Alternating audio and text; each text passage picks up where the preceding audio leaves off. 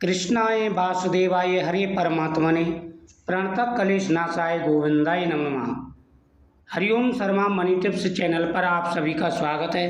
रक्षाबंधन और सावन पूर्णमासी की आप सभी को हार्दिक शुभकामना। सावन पूर्णमासी के दिन मनाया जाता है रक्षाबंधन का यह पर्व। यह पर्व बहन भाई का पर्व होता है। बहन अपने भाई की कलाई पर एक रक्षा सूत्र बांधती हैं जिसे राखी कहते हैं। उस रक्षा सूत्र में बड़ी शक्ति होती है। भाई की उम्र लंबी होती है। भाई के ऊपर कभी कोई कष्ट नहीं आता। रक्षाबंधन का त्यौहार हर साल सावन माह की पूर्णिमा के दिन मनाया जाता है। यह त्यौहार भाई बहन के प्रेम के प्रतीक के रूप में मनाया जाता है। देश भर में रक्षाबंधन का त्यौहार बड़ी धूमधाम से मनाया जाता है। रक्षाबंधन के दिन को श्रावणी पूर्णिमा भी कहा जाता है। इस दिन सत्यनारायण भगवान की पूजा की जाती है। साथ ही भगवान शिव का पूजन भी किया जाता है। इस दिन बहन पहली राखी भगवान की बांधे और राखी पर टीका करे। एक थाल में जल का लोटा भर के रखे, मीठा रखे, राखी रखे और फिर भाई के राखी बांधे शुभ मुहूर्त में। इस बार शुभ मुहूर्त सुबह 5:30 बजे से लेकर दोपहर 1:24 तक रहेगा। दोपहर को 9:17 से लेकर के 10:55 के बीच में राहु काल रहेगा। उस समय को आपको छोड़ देना है। जब बहन भाई की राखी बांधे तो इस कथा का श्रवण जरूर करें। भगवान कृष्ण के सामने दीपक जलाएं, तुलसी दल समर्पित करें और कथा सुनें। धार्मिक मान्यताओं के अनुसार रक्षाबंधन के पावन पर्व को मनाने की शुरुआत माता लक्ष्मी ने की थी। सबसे पहले माता लक्ष्मी ने ही अपने भाई को राखी बांधी थी। धार्मिक मान्यताओं के अनुसार जब राजा बलि ने अश्वमेध यज्ञ कराया था तब भगवान विष्णु ने वामन अवतार लेकर राजा बलि से 3 पग धरती दान में मांगी थी। राजा बलि बड़ा योद्धा था और उसने सभी देवताओं को पराजित कर दिया। इंद्र का सिंहासन भी ले लिया, इंद्र को अपना बंदी बना लिया।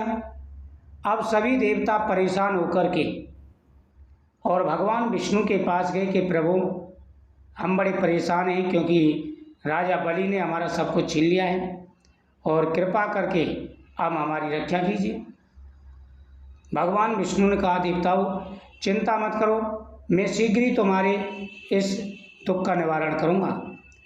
देवताओं को आशीर्वाद देने के बाद में भगवान विष्णु ने वामन रूप धारण किया और फिर राजा बलि के यज्ञ में पहुँच गए।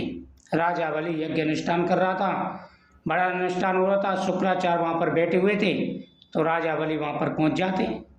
राजा बलि के दरबार में भगवान पहुँच जाते वामन रूप धारण करके। राजा बलि दानी था। भगवान विष्णु ने वामन रूप धारण किया। राजा बलि से कहा कि राजन मुझे यज्ञ के लिए 3.5 पग धरती चाहिए। आप मुझे 3 पग धरती दे दीजिए, उसी से मेरा काम हो जाएगा। राजा बलि ने कहा ये तो एक तुच्छ सी भेंट है ऋषिवर, आप कुछ ज़्यादा मांग लीजिए, इससे क्या हो जाएगा, वरना ही मुझे सिर्फ इतना ही चाहिए। तो भगवान की मांगने पर राजा बलि ने 3 पग धरती का संकल्प कर दिया, लेकिन शुक्राचार्य ने मना किया। तो राजा बलि ने कहा कि अगर ये साक्षात भगवान विष्णु हैं तो इससे ज़्यादा मेरा भाग्य क्या रहेगा, ये तो सौभाग्य की बात है। तब भगवान ने 3 पग धरती राजा से मांगी और राजा बलि को रहने के लिए पाताल लोक दे दिया, क्योंकि भगवान ने 3 पग में राजा बलि समेत संपूर्ण सृष्टि नाप ली। तब राजा बलि ने भगवान विष्णु से वरदान के रूप में पाताल लोक में रहने का आग्रह किया, जिसे विष्णु जी ने स्वीकार कर लिया। तब माता लक्ष्मी राजा बलि के पास भेष बदल कर गई और उनके पास जाते ही रोने लगी।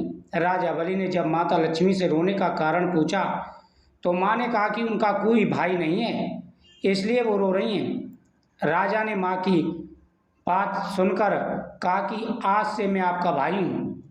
माता लक्ष्मी ने तब राजा बलि को राखी बांधी और उनके भगवान विष्णु को मांग लिया। ऐसा माना जाता है, तभी से भाई बहन का ये पावन पर्व मनाया जाता है।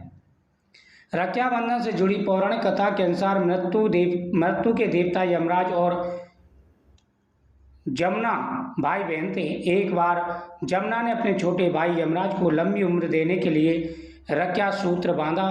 तभी से यह परंपरा श्रावित पूर्णमासी को मनाई जाती है। अनेकों कथाएं हैं। एक अन्य पौराणिक कथा के अनुसार एक दिन राजा इंद्र और राक्षसों के बीच भयंकर युद्ध छिड़ गया, जिसमें इंद्र हार गए। तब इंद्र की पत्नी ने गुरु बृहस्पति के कहने पर शुचि को इंद्र की कलाई पर रक्षा सूत्र बांधने का आदेश दिया। इस रक्षा सूत्र के माध्यम से राजा इंद्र राक्षसों को पराजित करने में सक्षम हुए। तभी से रक्षाबंधन का यह त्यौहार मनाया जाता है। तो इस कथा का श्रवण करने से हर प्रकार की मनोकामना पूरी हो जाती है। कहते हैं कि द्रौपदी ने भगवान कृष्ण के हाथ में उंगली में जब सुदर्शन चक्र उन्होंने चलाया था तो उस समय उंगली में थोड़ा सा रक्त निकल गया था। तो वहाँ पर द्रौपदी ने अपनी साड़ी का पल्लू फाड़ करके भगवान कृष्ण के बांधा था। और फिर जब द्रौपदी का चीर हरण हुआ उस समय भगवान कृष्ण ने उसकी रक्षा की थी। तब से यह पर्व मनाया जाता है। तो अनेकों कथाएं हैं, इन कथाओं का श्रवण करें, आपकी हर मनोकामना पूरी होगी।